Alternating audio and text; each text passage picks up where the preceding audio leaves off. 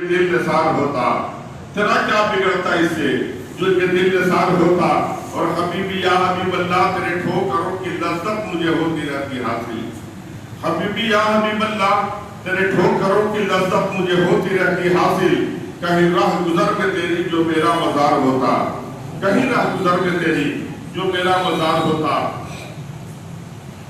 علماء ملت اسلامیہ، طلباء عزیز، حاضرین کرام، سامعین جلسہ، ناظرین کرام، آج ہمارا اور آپ کا اجتماع جس دن میں ہوا آنے والا افراد و اشخاص بخوبی آشنا ہے کہ آج کے اس بات بزم کا انعقاد صدر بابرکات عزت مآب الحاج قاضی گلزار صاحب قبلہ مقدس لہو العالی کے بھتیجے عزیز گرامی بابو ارمان صدیقی کے قاضی ارمان صاحب کی والدہ مائدہ مرحومہ مغفورہ کے ایثار ثواب کے ضمن میں اس بزم کا انعقاد کیا گیا۔ مائیں جانے کیوں مر جاتی ہیں، مائیں جانے کیوں مر جاتی ہیں، پورا گھر سونا کر جاتی ہیں، پورا گھر سونا کر جاتی ہیں، اور اے میری ماں پتہ کون لبوں سے اپنے، اے میری ماں پتہ کون لبوں سے اپنے وقت رخصت میرے ماتھے پہ دعا لکھے گا، وقت رخصت میرے ماتھے پہ دعا لکھے گا۔ آج اسی ماں کے ایثار ثواب کے ضمن میں اس بزم کا انعقاد کیا گیا۔ یہ ماہ محبت کا طریقہ ہے کہ ہم ہمارا مرحوم جب کوئی ہمیں دعوت مفارقت دے جاتا ہے، ہم ان کے ایثار ثواب کے لیے کا ذریعہ بنتے ہیں، ان کی ایثار ثواب کے لیے میلاد النبی صلی اللہ علیہ وسلم کی محفل کا انعقاد کرتے ہیں۔ عقیدہ ہی نہیں بلکہ ہمارا ایمان ہے کہ ہم لوگ جو کچھ ایثار ثواب کرتے ہیں اس کا فائدہ مرنے والے کو پہنچا سکتا ہے۔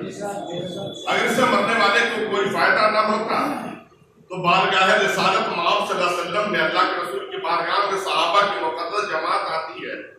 صحابہ نے سوال کیا، یا رسول اللہ ہم لوگ جو کچھ اپنے مرنے والے کے لیے ایثار ثواب کرتے ہیں کیا اس سے مرنے والے کو کوئی فائدہ بھی ہے؟ اللہ کے رسول صلی اللہ علیہ وسلم نے فرمایا کہ جانتے ہو جس دن ایثار ثواب کیا جاتا ہے نا، وہ دن مردے کے لیے عید سے زیادہ خوشی کا دن ہوتا ہے۔ اگر اس سے فائدہ نہ ہوتا تو اللہ کے رسول صلی اللہ علیہ وسلم اپنے لاڈلے بیٹے حضرت ابراہیم کے لیے ایثار ثواب کرتے نظر نہیں آتے۔ بارگاہ مصطفیٰ سرکار تشریف فرما ہے، صحابہ کی مقدس جماعت ہے، اتنے میں حضرت سعد بارگاہ مصطفیٰ میں حاضر ہوئے۔ نگاہ رحمت اٹھی، آمنہ کے لال نے دیکھا، پیارے مصطفیٰ صلی اللہ علیہ وسلم نے فرمایا، سعد تیرے چہرے کا رنگ کیوں اڑ گیا ہے، تم مروڑے خاطر کیوں نظر آ رہا ہے، پریشان کیوں ہے؟ عالم تخیل میں میں نے سوچا میرے آقا اگر حضرت سعد نہ روتے تو پھر کون روتا؟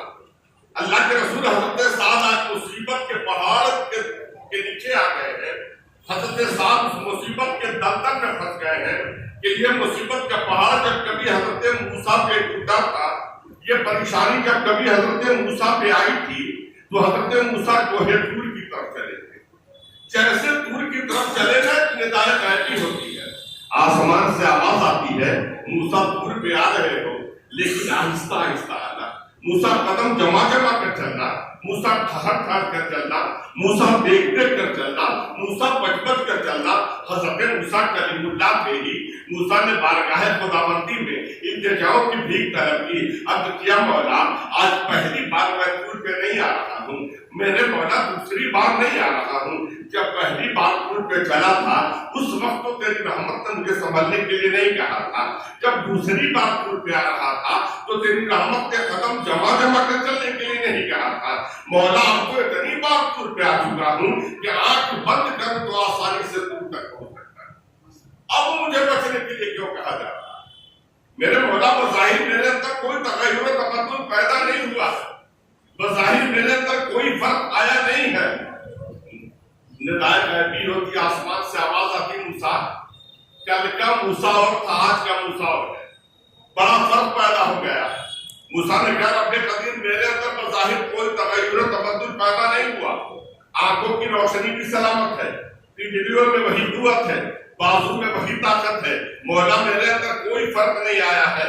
ندائے غیبی ہوتی ہے، موسیٰ جو میں دیکھ رہا ہوں تم نہیں دیکھ رہے ہو. حضرت موسیٰ نے کہا رب قدیر وہ فرق کیا ہے؟ ندائے نوجوانوں توجہ چاہتا ہوں. ندائے غیبی ہوتی ہے, آسمان سے آواز آتی ہے. موسیٰ آج سے پہلے جب تو گھر سے نکلتا تھا نا تو گھر میں تیری ماں موجود ہوتی تھی, ان کے قدموں کا بوسہ لیتا تھا, سلام محبت پیش کرتا تھا. اور جب تو گھر سے نکلتا تھا ماں اپنے ممتا کے آنچل کو اپنے رب کے بارگاہ میں پھیلا دیتی تھی, عرض کرتی تھی مولا میرا بیٹا میرے گھر سے دور ہوا ہے, تو اپنے کرم سے دور نہیں کرنا. میرے مولا میرے لال کی آبرو رکھنا, میرے مولا میرے بیٹے کی حفاظت فرمانا. موسیٰ جب تک تو لوٹ کر چلا نہیں آتا تھا تیری ماں کی ممتا ہم دم تمہارے لیے یہی دعا کرتی تھی. اور آج جب جو چلے ہو نا تو تمہاری ماں کا انتقال ہو گیا ہے, ہاتھ میں عصا بھی ہے, پنڈلیوں میں قوت بھی ہے, بازو میں طاقت بھی ہے, لیکن اب ماں کی دعا تیرے ساتھ نہیں ہے. کہیں بھی لرزش آ سکتی ہے, کبھی بھی لڑکھا سکتے ہو, کبھی بھی گر سکتے ہو. موسیٰ آج کے بعد تو بچ بچ کر چلنا ہوگا, موسیٰ دیکھ دیکھ کر چلنا ہوگا, موسیٰ بچ بچ کر چلنا ہوگا, موسیٰ صبر سمجھ کر چلنا ہوگا. پتہ چلا کہ حضرات گرامی حضرت سعد عرض کر رہے تھے اللہ کے رسول آج میں اس مصیبت کے دردن میں پھنس گیا ہوں. وہ پریشانی آ گئی ہے کہ جو مصیبت کبھی حضرت موسیٰ پہ آئی تھی وہ اللہ کی رحمت نے موسیٰ کو سنبھالنے کے لیے کہا تھا. میرے محبوب میرے آقا اے پیارے مصطفیٰ صلی اللہ علیہ وسلم آج میری ماں کا بھی انتقال ہو گیا. میں اپنی والدہ کی بے پناہ خدمت کیا کرتا تھا, میں اپنی ماں سے بے پناہ محبت کرتا تھا. اللہ کے رسول اب ان کے بعد میں کیا کروں؟ اللہ کے رسول صلی اللہ علیہ وسلم نے ارشاد فرمایا کہ کیا تم اپنی والدہ کے لیے احسان کرنا چاہتے ہو؟ احسان ثواب اگر بدعت ہوتا تو اللہ کے رسول ہرگز یہ سوال نہیں کرتے کہ اپنی والدہ کے لیے احسان کرنا چاہتے ہو, کچھ بھیجنا چاہتے ہو. اللہ کے رسول صلی اللہ علیہ وسلم نے حضرت سعد نے کہا ہاں یا رسول اللہ کیا پھر تو جاؤ, عرب میں پانی کی بڑی قلت ہے, لوگ ایک لوٹا پانی کے لیے مائلوں مائل دور جاتے ہیں, تب انہیں کہیں جا کر ایک لوٹا پانی میسر آتا ہے. لہذا جا اپنی والدہ کے احسان ثواب کے لیے تم ایک کنواں کھدوا دو. حضرت سعد بارگاہ مصطفیٰ سے اٹھتے ہیں, کنواں کھدوانا شروع کیا. ہفتہ عشرہ مہینوں میں جب کنواں تیار ہوا حضرت سعد بارگاہ مصطفیٰ میں حاضر آئے. عرض کیا اللہ کے رسول کنواں تیار ہے, میرے آقا اس کنویں پر تشریف لاتے ہیں. حدیث نبوی گواہ ہے, یہ میرے گھر کی بات نہیں ہے, میری بات کو میرے منہ پر پھینک دیں. اللہ کے رسول کا فرمان اپنے سینے سے لگا لیں. اللہ کے رسول اس کنویں پر تشریف لے جاتے ہیں. آقا ارشاد فرماتے ہیں یہ کنواں سعد کی والدہ محترمہ کے لیے ہے. میں نے عالم تخیل میں یہ سوال کیا ہے میرے آقا, ارے تاریخ بتاتی ہے مہینوں ہو گیا سعد کی والدہ کا انتقال ہوئے, اور آپ فرما رہے ہیں یہ کنواں سعد کی والدہ کے لیے ہے. آخر اس سے سعد کی والدہ کو فائدہ کیا ہوگا؟ اللہ کے رسول نے فرمایا اے میرے بھولے بھالے امتیوں, ارے کس کے خزانے میں کمی ہوتی ہے اسے دینے میں پریشانی ہوتی ہے. اللہ کے خزانے میں کوئی کمی نہیں ہے. پانی کوئی اور پیے گا ثواب سعد کی والدہ کو ملے گا, اور کوئی اور کرے گا ثواب سعد کی والدہ کو پہنچتا رہے گا, غسل کوئی اور کرے گا ثواب سعد کی والدہ کو ملتا رہے گا. پتہ چلا مسلمانوں کہ ہم لوگ جو کچھ سارے ثواب کرتے ہیں نا اس کا فائدہ مرنے والے کو پہنچا ہے. لہٰذا چونکہ سارے ثواب کے ذمے میں اس پر مجھے انعقاد کیا گیا.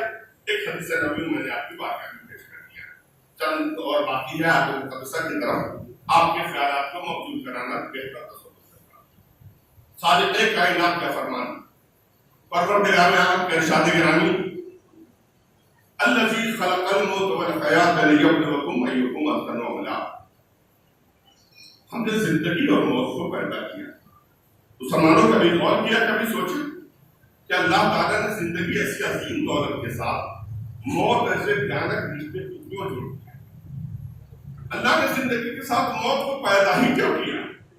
اگر موت نہ ہوتی کبھی کوئی بیٹا یتیم نہیں ہوتا, موت نہیں ہوتی تو کبھی انسان بے سہارا نہیں ہوتا, موت نہ ہوتی کبھی کوئی بھرا ہوا گھر برباد نہیں ہوتا, موت نہ ہوتی کبھی کوئی ماں اپنے بیٹے سے الگ نہیں ہوتا, موت نہیں ہوتی کبھی کوئی بیوی اپنے شوہر سے جدا نہیں ہوتی. آخر اللہ نے زندگی کے ساتھ موت کو پیدا کیوں کیا؟ وہ موت جو پتھر دل انسان کو رونے پر مجبور کر دے, وہ موت جو بھرے ہوئے گھر کو اجاڑ کر رکھ دے, وہ موت جو بچوں کو بے سہارا بنا دے, وہ موت جو پتھر انسان کو بھی رونے پر مجبور کرتے ہیں.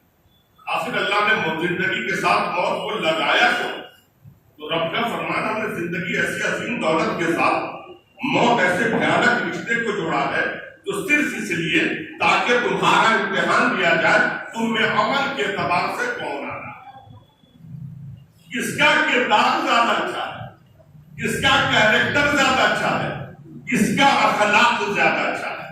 پتا چلا نوجوانوں کہ رب قدیر نے زندگی ایسی عظیم دولت کے ساتھ موت ایسے بھیانک رشتے کو جوڑا ہے تو صرف اس لیے تاکہ ہمارا امتحان لیا جائے ہم میں عمل کے اعتبار سے کون آ رہا ہے, کردار کے اعتبار سے کون بہترین ہے, کس کا کیریکٹر اصل ہے, کس کا کیریکٹر آتا ہے. پتا چلا رب قدیر نے زندگی ایسی عظیم دولت کے ساتھ موت کو لگایا صرف اس لیے تاکہ